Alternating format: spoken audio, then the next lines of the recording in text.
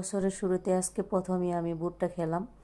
ভুট্টা আমার ছেলে গিয়েছিল জমিতে, একজনে দিয়েছে, নিয়ে যাও তোমার আম্মুর জন্য। তো সুন্দর করে এড়াই নিলাম, এড়ে আমি লবণ আর একটু পানি মেখে একটু খোলায় ভেজে নিব। খোলায় ভেজে নিয়ে আমি কিছু তেল দিয়ে দেবো। তেল গরম হইলে আমি ভুট্টাগুলো ভেজে মুচমুচে করে ভেজে নিব।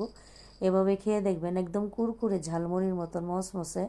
এখানে আমি পেঁয়াজ কুচি এখানে দিয়ে দিলাম, রসুন কুচি, এখানে সামান্য লবণ, হলুদের গুঁড়া হাফ চামচ, মরিচের গুঁড়া হাফ চামচ আদা রসুনের পেস্ট, হাফ চামচ কাঁচামরিচের পেস্ট, স্বাদ মতো লবণ দিয়ে আমি একটু কষিয়ে নিব মশলাটা।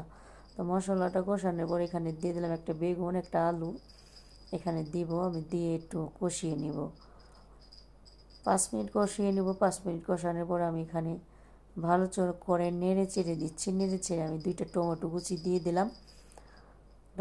টমেটো কুচি দেওয়ার পরও আমি এখানে একটু নেড়ে চেড়ে একটু কষিয়ে নিয়ে এখানে বাইলিয়া মাছ দিয়ে দিলাম। এটা কে কী মাছ জানি না, আমরা বাইলা মাছই বলি। কেউ বাইলা মাছ বলে, কেউ বালিয়া মাছ বলে, আমরা বাইলা মাছই বলি। তো শুদ্ধ বলতে পারি না, এভাবেই বলি। দেওয়ার পরে একটু বলক এসেছে, কিছুক্ষণ রান্না করার পরে দিয়ে দিলাম আমার ধনিয়া পাতা।